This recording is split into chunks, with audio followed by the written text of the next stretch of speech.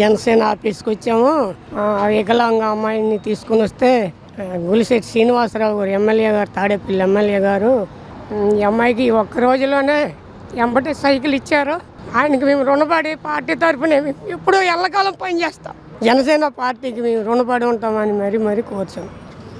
ప్రజల యొక్క ఇబ్బందులు ఏమున్నా పవన్ కళ్యాణ్ గారు ఈ పెట్టిందే పేద ప్రజలను ఆదుకోవడం కోసం. స్పాట్ సెటిల్మెంట్ చేయాలి. ఎవరు ఇబ్బందుల్లో ఉంటే వాళ్ళని మన అధికారాన్ని వాడుకుని మనం ప్రజలు ఏదైతే ఓట్లు వేశారో ఆ అధికారం ప్రజల కోసం వాడాలని మంచి ఉద్దేశంతో ఈ గ్రీవెన్స్ సెల్ పెట్టడం జరిగింది. ప్రతిరోజు కూడా ఒక ఎమ్మెల్యే ఇక్కడ అటెండ్ అవుతాడు. ప్రతిరోజు కూడా గ్రీవెన్స్ సెల్ పెట్టిన ప్రతిరోజు ఎమ్మెల్యే ఉంటారు, స్టాఫ్ ఉంటారు, ఒక అడ్వకేట్ ఉంటారు, అసిస్టెంట్స్ ఉంటారు, పార్టీ ఆఫీస్ నుంచి రిప్రజెంటేషన్ ఉంటారు. అందరూ కలిసి ఒక టీమ్గా ఏర్పాటు చేసి ప్రతిరోజు కూడా ఇక్కడ ఈ ప్రాబ్లమ్ సాల్వ్ చేసే బాధ్యత మేము తీసుకున్నాం.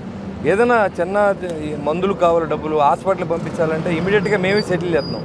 ఏదైనా ఇబ్బందులు ఉన్నాయి, ఎలాంటివి కావాలి సామాన్లు, ఈ 10,000 రూపాయలు దానికి మనం పెద్ద ఆలోచించవలసిన అవసరం లేదు. ఎవరికి లెటర్ రాసేవలసిన అవసరం కూడా ఇంటే ఇమీడియట్గా మనమే చేసేవాళ్ళు. ఏ పార్టీ నమ్ముకుని మనం ఇవాళ సీట్లో కూర్చున్నామో ఆ పార్టీ చెంతకు వచ్చిన ప్రతి వ్యక్తికి న్యాయం చేసే దిశగా ఇవాళ మా టీం అంతా పనిచేస్తాం. Successful grievance cell.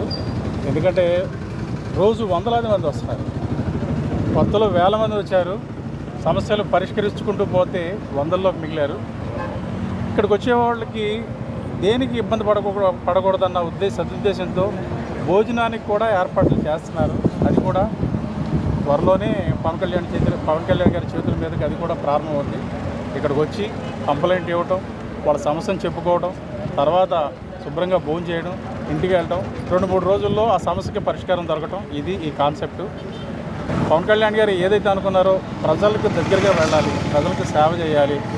వారు పడుతున్న ఇబ్బందులు రకరకాలుగా ఉంటాయి. కొన్ని పోలీస్ సమస్యలు కావచ్చు, రెవెన్యూ సమస్యలు కావచ్చు, డిఫరెంట్ శాఖలతో ఉంటాయి. వాళ్ళు తిరగలేరు.